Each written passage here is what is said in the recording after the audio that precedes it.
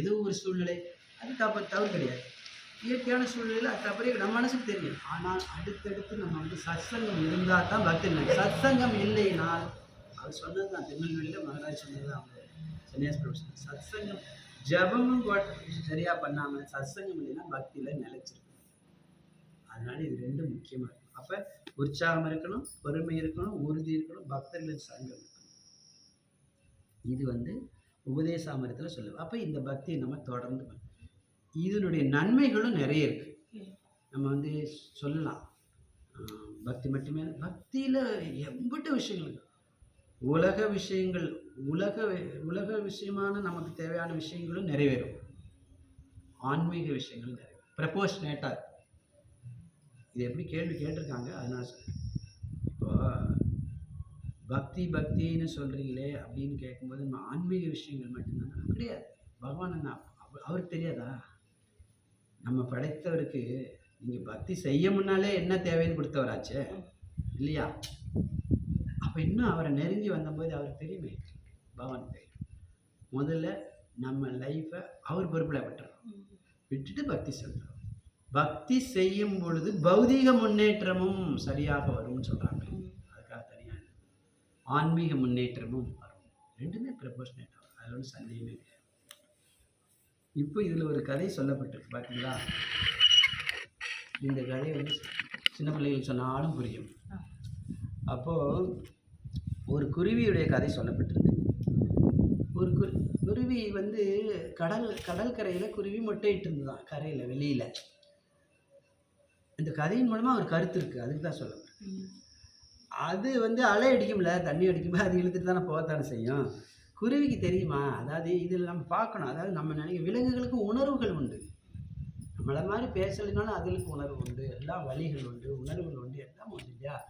இந்த குருவி அந்த முட்டையெல்லாம் தண்ணி இழுத்துட்டு போனால் எல்லாம் போனோன்னா அது வருத்தப்படுது, எல்லா முட்டையும் தண்ணிக்குள்ளே போயிடுச்சே அப்படின்னு சொல்லி இந்த குருவி. இருந்தாலும் அந்த குருவி வந்து கடல் அலைகிட்ட பேசுகிறாங்க, அது மாதிரி முட்டையை திருப்பி கொடுங்க. அது எப்படி கொடுக்குமா? கொடுக்காது, எடுத்துகிட்டு போனதான் அப்படின்னு.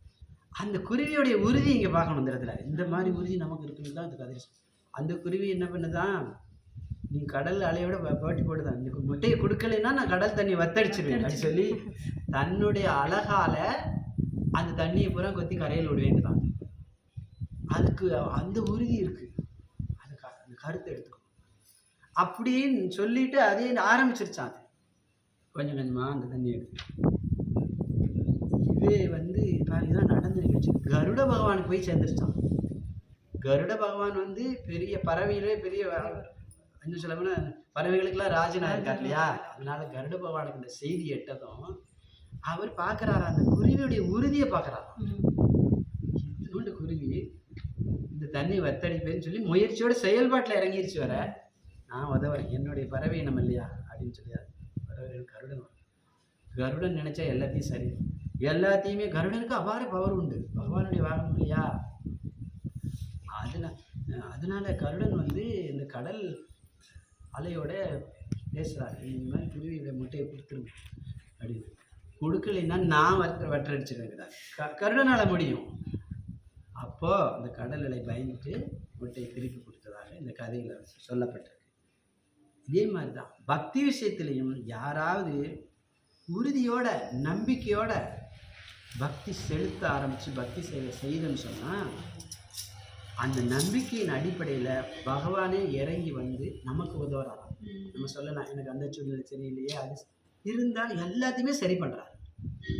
நமக்கு ஆர்வம் மட்டும் இருக்கணும்.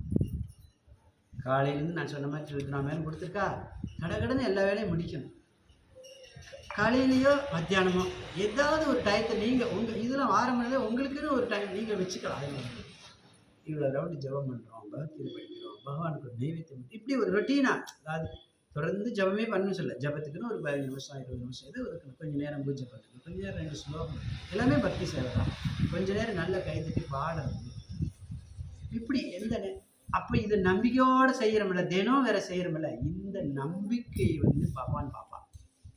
பரவாயில்ல, இவ்வளோ நம்பிக்கையோடு செய்யும் பொழுது நமக்கு தடைகளெல்லாம் நீக்கி தருவார்.